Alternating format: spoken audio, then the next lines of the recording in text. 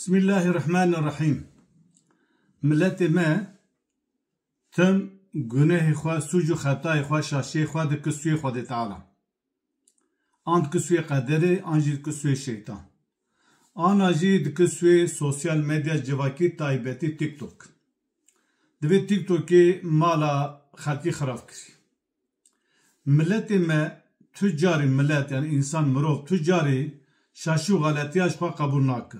Pîr, pak, temiz, paqij lê çawa bî Xwedê şaş kirî sümme heşa ku Xwedê me ra şaş nake. Wela qedera me da nivîsandeya mecbûr kirî ma tu pêşa qederê digire. An şeytan ez şaş kirim, em gotana şeytan kir. Ana jî sosyal medya civakî derketî taybetî TikTok. Yani herkes em bivê X'ê yan jî YouTube, Facebookê kar nayne. Em bî Instagram, an jî em bî çi Instagram û TikTok. Herkes vana bikartîne. Divê derê da eslê xwe da TikTokê mala kesî xirab nekirî. TikTok programekî ye. Tu çawa bikarbînî û sa bikartîne. Gava tu baş bikarbînî were tu xelcî istifade bibînî, gava tu ji bo pisî û xirabî bikarbînî were tu xirab dikin. Ji ber wî xelkê TikTokê mala xelkî xirab nekirî, xelkê sosyal medya civakî xirab kirî, dünya xirab kirî, pîs û gembarî millet di dunyayê de bela dikin. Ne em bivê tiştê xwe zayî. Ji ber wê milletê me taybetî kesê ku di TikTokê da di Instagramê da ha jin ha mêr gava şaşî û xeletiya dike li mêr jî li jina jî zêdetir li jina dixuye. Xirabî nasnama wî tune ye. O nasnama kesî xirabî jî dike tune ye. Kesî pîsî û gemariyê dike nasnamayê naypirsîne ha mêr ya jin. Lê gava jina xirabîkî, şaşîkî, xeletikî kir li jinê zêde dixuye, li mêran naxuye. Hinek jin hene rûxeşmerin, heya rûyê xwe avêtinin, em bivê edeb û heya nemayê ew di nav deftera me de tune, em ji wan qise nake, ew ji xwe re serbest in. Lewra çima di civaka me de gava mêrekî xeta bike zêderê naxuye, jin xeta bike zêde lê dixuye. Lewra qumaşê jinikê, qumaşê jedan di kultura me Kurda da xas e. Hevir meşê xas e, spî çîl e. Tozekî piçûk, mûxekî piçûk, damlê dilopekî piçûk, em tiştekî herî piçûk, nuxtekî piçûk a reşan xirav lê dayne, qumaş ji qumaşa xwe derdikeve dixuye. Qumaşê me ra mîna qedîfê reş. Em piçûk bû jina ji dikana qedîfê reş got fîstanê qedîfê an jî me got qeşmer, em bi piranî fîstanê wan reş bû, gewr bû yan jî ê mor bû yan jî em bê girî bû, ê qurşûnî bû. Ew ji xwe re fîstan di dirû nav malê de re xwe dikirin. Qumaşê me ra xam e, qumaşê jina xas e. Gava mêr xetayekî bike zêde lê naxuye. Gava jin xetayî bike zêde lê dixuye. Lewra di kultura me da me dîtî xelkê divê falan kes bênamûs e. Bu mêra dibêje. Bênamûs mana wî ne mana ew ku bênamûs e fuhûş û zinakarî û tiştê wisa bike. Bênamûz li gora urfê, adetê, çand û kultura xwe tev nagere. İnsanekî beredeyî berdoş em bê sangole digere sivê heddar mîna serseriyê. Lê jin temsîla edebî ye. Gava mêr xeta dike, heman te jin dike, li kultura me da li jina zêdetir dixuye. Ev jî kultura me qedr û qîmet û rûmetek daye jina.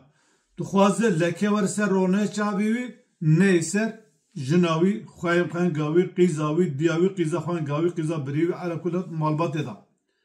Lewra yek gava ji berû yekê re bê bavê te bênamûs e, yani bêguman pê nexweş tê hêrz dikeve, berxwe dide, pertek nîşan dide, tepkî nîşan dide. Lê ama di civaka me de kes nabê diya te bênamûs, jina te bênamûs, xwenga te bênamûs. Ev tiştê xwe di civaka me de tune ye. Lewra gava te got bênamûsî te anî ser jina, tê warê kuştinê, tê warê em bivê întiqamgirtinê, em bê tolgirtinê.